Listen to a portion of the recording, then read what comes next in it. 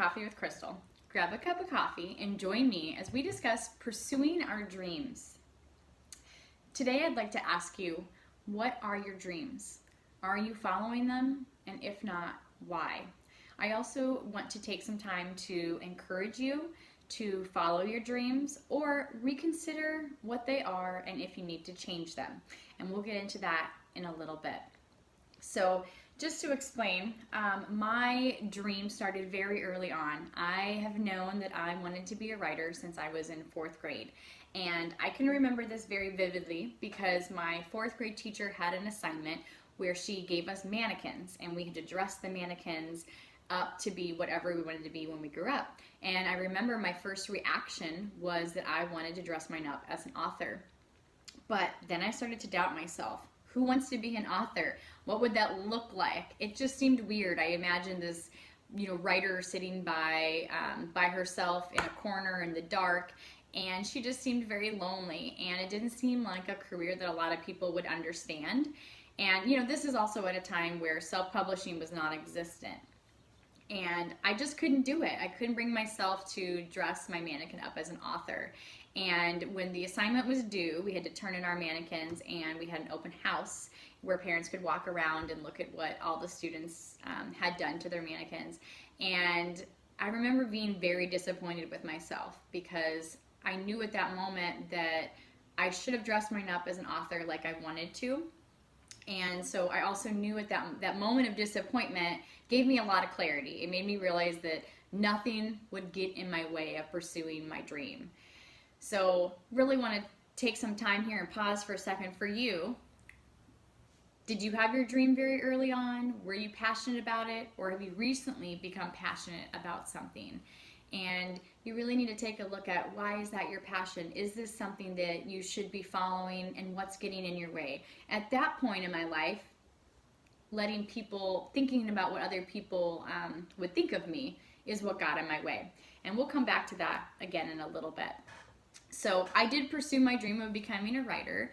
I went to the University of Iowa because they have a wonderful writers program, and I was blessed to have some great professors who were in the program.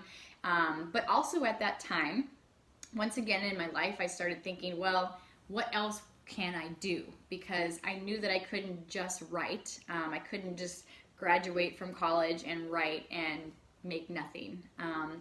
So I also knew that I would love teaching, and so I pursued education and writing. And I was an 8th grade teacher for a few years, absolutely loved it. And as I began both of those careers, my dream was to do both. I loved teaching. I loved being with 8th grade students and teaching them about reading and writing because I was a language arts teacher.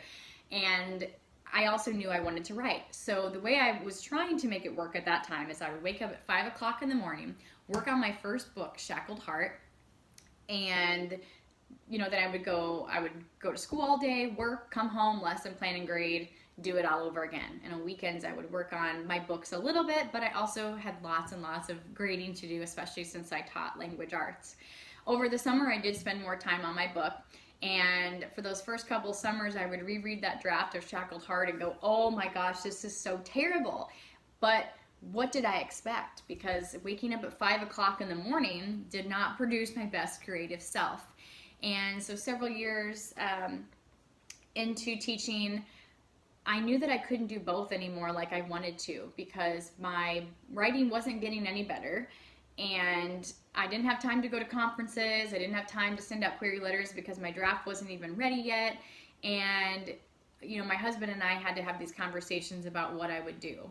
And this is hard, because when you think about pursuing your dreams, you need to think about the time that you need to put into it. But what can also get in the way is finances. My husband and I were at a place where I could leave teaching and start pursuing my dream to become a writer.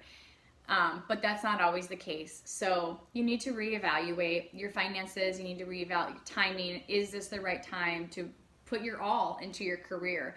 I really felt that tug. I felt that tug as much as I love teaching, to just pursue my dream full time, because I knew that it was kind of eating me alive a little bit, because I knew that I wanted to become a better writer and I couldn't at that point. So I did it. I made the scariest decision of my entire life. Sometimes when I think about that decision, I imagine jumping off a diving board and not knowing if water was actually in the bottom to catch me. That's how scary it was. But that first year, I started pursuing my dream of writing full time, and I started working on Shackled Heart and making it the best draft it could. Also, during that time period, I started writing love stories for couples on my website. I just really wanted to connect with readers. I am such a people person. That little girl fear that I had about being alone, I did feel a little alone that first year. There were moments where I thought, what did I do? Because I was used to teaching and being around people all day and talking to coworkers, and sitting there on my computer by myself was really hard. If you're at that point in your dream where you've started to follow it, but you're wondering if you made a mistake, I'm really going to encourage you to keep going. That first year was by far the hardest year because I was making no money, and I just left my job, and those little doubts of wondering what other people would think really started getting in my head, because I thought, gosh, people probably think I'm an idiot right now. People probably don't understand why I would leave a full-time position to write and make absolutely no money. And so I really started doubting myself. And if you're at that point right now where those doubts are starting to seep in, make them stop, okay? You have to acknowledge that those doubts are fears, but only fears, that you can get past this. If this is your passion, if this is your calling, keep going. Don't let those fears get in your way, because they're not real. And it doesn't matter what other people think. It only matters what you feel. If you feel like this is your true calling, then don't let what other people think get in your way of doing that. So I started turning my doubts and fears into motivation. Well, you know what? If people were doubting me, I'm going to show them that I can do this. I will show them that I can become a writer, that I can start publishing books. And so to go along with that, when I talk about publishing, my dream when I was writing full-time was to traditionally publish. I wanted to find an agent that I really connected with, who understood my characters and my plots, and I wanted him or her to find me a great publishing company where we could team up and work on my books to make them the best possible versions for readers. So I started sending off query letters. I got some positive responses back, either the first page or asking for the first few chapters, but nothing ever beyond that. So I started going to conferences, and one of my very first conferences, I ended up meeting an editor, so not an agent, but an editor of a small publishing company, and we just really hit it off. I mean, we sat in the lobby for probably about an hour, and then I later pitched to her my books, and we had this great relationship. I really thought it would work, and I thought at that moment, this is it. This is my big break. My books will be published. I'll have millions of readers reading my books.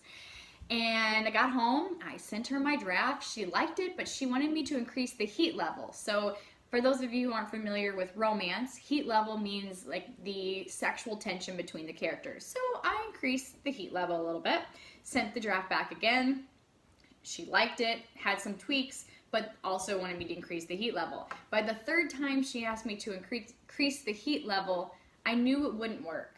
Based on my own convictions, I knew that I wrote sweet and wholesome love stories for a reason. I wanted to write about the butterflies in your stomach, the sweet first kisses. I wanted it also to be deep romance, right? I wanted it not to only be about the romance, but about the people and their journey in life and coming together and realizing that they can do life better as a team. But I didn't want to focus on that sexual tension. That just was not what I wanted to do in my books, and so I had to let that go. So my dreams needed altering at that point, because I was antsy. I did not want to wait any longer to publish a book, because at this point, Shackled Heart now had been edited by a professional, at least content edited with suggestions by a professional editor, and I was just ready. So instead of actually publishing Shackled Heart first, I decided to self-publish. That was not my dream. I never dreamed about self-publishing, but I knew at that point that my will to connect with readers surpassed my will to traditionally publish. But I had to swallow my pride a little bit because I thought that maybe people would consider my books less adequate because I self-publish. So if you're at this point again in your career where you're just hitting a wall constantly, you know, and that's really what I was doing when I was trying to pursue traditional publishing. I kept hitting this wall. If you're at that point, sometimes you get so stuck in your plan for your dream that you're not making your dream happen because you're so stuck believing that it has to happen a certain way. Maybe it needs altering. Maybe you need to reconsider your dream and change it a little bit. It's okay to do that. It is okay whether you're the only person who knows about your dream or everybody in the world knows about your dream. It's okay to change it. I'm so happy that I did. So I decided to self-publish these love story collections that I was writing on my website. I took 7 of those short stories and I turned them into fictionalized love stories about real life couples. So each of those books has 7 stories, and I can show you their covers if you want. Each of these books have 7 short stories, 7 different compelling couples, and they're a mix of weddings, engagements, breakups, tragic circumstances, so you don't actually know which couples end up together until you finish their story.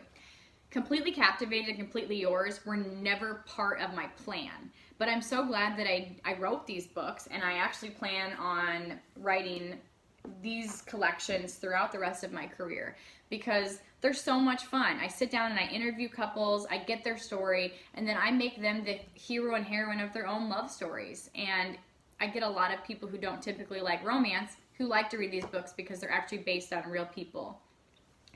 So I'm so glad I altered my dream. Once I published those 2 books and I knew how to self-publish, at that point I had a cover artist and a content editor, a proofreader, a formatter. You know, having a team behind me, I had already done all the work, and I didn't want to wait to traditionally publish Shackled Heart anymore either. So I decided to self-publish Shackled Heart, fell in love with my characters, published Shattered Heart, and now I'm working on the 3rd book of my series right now. I did get a different cover artist this time around for these 2 books, and she's fabulous. She's the one I'll be sticking with for Stained Heart, the 3rd book in the series.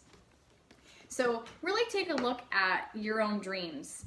You know, do they need altering? Because for me, self-publishing has been a dream come true. I was able to get a good team, which I really wanted as far as an editor and a cover artist, but I was also able to, you know, now I have my own timeline and I can decide when a book will be published. I can decide how long it will take and make sure that the book is actually finished and ready to go for readers. Last year I was on NPR, I was on Living Local, and now I have this. I have YouTube where I get to reach out to you and connect with you, and I am loving it. And I don't think I would be at this point if I hadn't self-published, because if I had traditionally published and had someone else doing so many of these things for me, I would know what I know now. And being able to do these things on my own, I've worked really hard. I've done so much research to get to this point where I know what I'm doing. Of course, I have so much more to learn. But my new dream now, it's changing a little bit. It's not just about writing, it's about reaching out to you. It's about doing these YouTube videos and helping you become the best version of yourself. Not just for writers, but for people wanting to pursue your dreams. And that's why I felt so passionate today about doing this video, because your dreams are out there waiting for you. And you need to think about what they are. You need that encouragement from other people, but you also need to take some time to reconsider if this dream is hitting a wall, or if you need to change it slightly so that it can still come true, but maybe just not in the way that you had planned. Sometimes plans work out better. Okay, so I'm going to leave you with a quote here of inspiration. We don't get what we deserve. We get what we believe. And I'll give you one more. Believe in yourself. Be flexible. Be open. Be motivated. Thanks so much for joining me today. I really hope that this helps you. I would love to hear about your own dreams. So please comment below. Tell me what your dreams are. Please message me. I'd love to hear from you. And also don't forget to subscribe for more videos. Thanks so much for joining me today. Happy writing.